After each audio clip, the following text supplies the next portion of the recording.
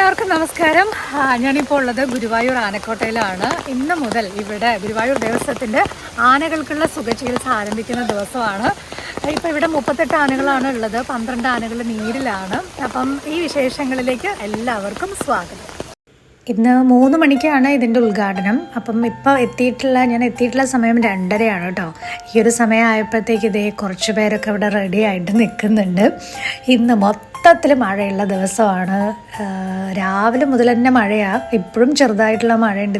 ഇത് തോർന്നാൽ മതിയായിരുന്നു ആ 3 മണിയൊക്കെ ആകുമ്പോഴത്തേക്ക്. എന്തായാലും ആനപ്പാപ്പന്മാരൊക്കെ നിൽക്കുന്നത് കണ്ടില്ലേ, എല്ലാവരും മഴക്കോട്ടൊക്കെ ഇട്ടിട്ടാണ് നിൽക്കുന്നത്. ഓരോരോ ഗജകേസരികളായിട്ട് ഇങ്ങനെ വന്നുകൊണ്ടിരിക്കുകയാണ് ഈ ഒരു പരിപാടിക്ക് വേണ്ടിയിട്ട്. ഏകദേശം 38 ആനകളാണ് കേട്ടോ ഇപ്പോൾ ഈ പുന്നത്തൂർ കോട്ടയിലുള്ളത്.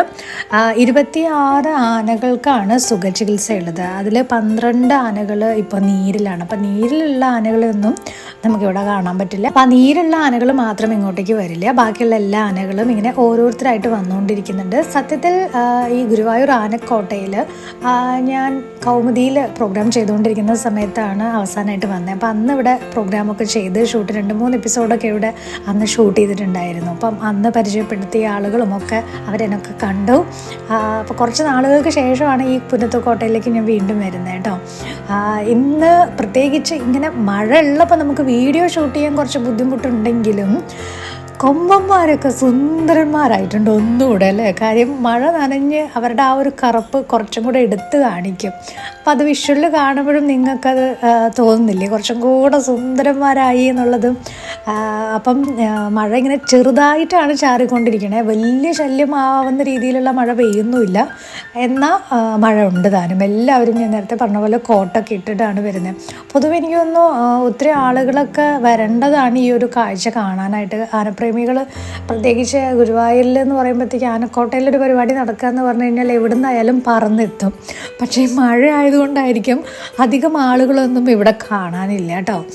എന്തൊരു സുന്ദരരാണല്ലേ. ഇപ്പം ഇവരെയൊക്കെ മുന്നേ പരിചയപ്പെട്ടിട്ടുള്ളതാണ്, പരിചയമുള്ളവരാണ്. അവരും നമ്മളുടെയൊക്കെ വീഡിയോ കാണാറുണ്ട്. ഇപ്പം എവിടെ പരിപാടി അവതരിപ്പിച്ചാലും പ്രത്യേകിച്ച് ആനയുമായി ബന്ധപ്പെട്ട എന്തെങ്കിലും കാര്യങ്ങൾ ഷൂട്ട് ചെയ്യാൻ പോകുമ്പോൾ ഒത്തിരി പേര് നമ്മൾ അറിയുന്നുണ്ട് അല്ലെങ്കിൽ കാണുന്നുണ്ട് എന്നുള്ളതൊക്കെ കാണുമ്പോൾ തന്നെ ഒരു സന്തോഷമാണ്. അപ്പോൾ അവരങ്ങനെ ഒരു പരിചയമൊക്കെ കാണിക്കുമ്പോൾ നമുക്ക് കിട്ടുന്നത് വലിയൊരു അംഗീകാരം പോലെയാണ് എനിക്ക് പലപ്പോഴും തോന്നിയിട്ടുള്ളത്. ഇവിടെ വന്നപ്പോഴും അങ്ങനെയാണ്, കുറേ പേരെ പരിചയമുള്ളവരെ കണ്ടു. ശരിക്കും ഇപ്പോഴത്തെ മഴ കൂടി വരുന്നില്ല, പക്ഷെ എന്നാലും കുറഞ്ഞും വരുന്നില്ല, അതേപോലെ തന്നെ നിന്നുകൊണ്ടിരിക്കുക കേട്ടോ. ഞാൻ കൂടുതൽ വിശേഷങ്ങൾ പറഞ്ഞിട്ട് ബോറടിപ്പിക്കുന്നില്ല. ഇനി കുറച്ച് മ്യൂസിക്കിൻ്റെ അകമ്പടിയോടുകൂടെ കുറച്ച് ഗജകേസരികളെ നമുക്ക് കാണാം അല്ലേ.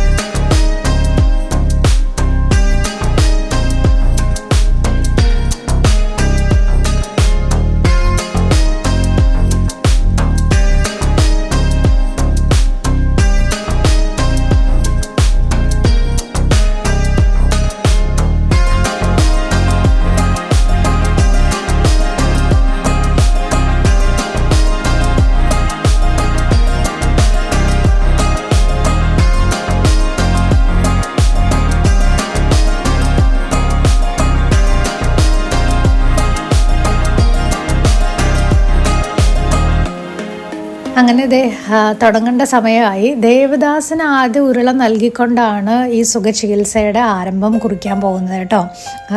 അതായത് ദേവസ്വം ചെയർമാനാണ് ആദ്യ ഉരുള കൊടുത്തുകൊണ്ട് ഇത് ഉദ്ഘാടനം നിർവഹിക്കുന്നത്. അപ്പോൾ ആ ഒരു എല്ലാവരും കണ്ടോ കുട പിടിച്ചുകൊണ്ട്, ആനയ്ക്ക് മാത്രം കുടയില്ല, ബാക്കിയുള്ള എല്ലാവർക്കും കുടയുണ്ട്. ഷൂട്ട് ചെയ്യാൻ നിൽക്കുന്നവർക്കും കുട തന്നെയാണ് കേട്ടോ.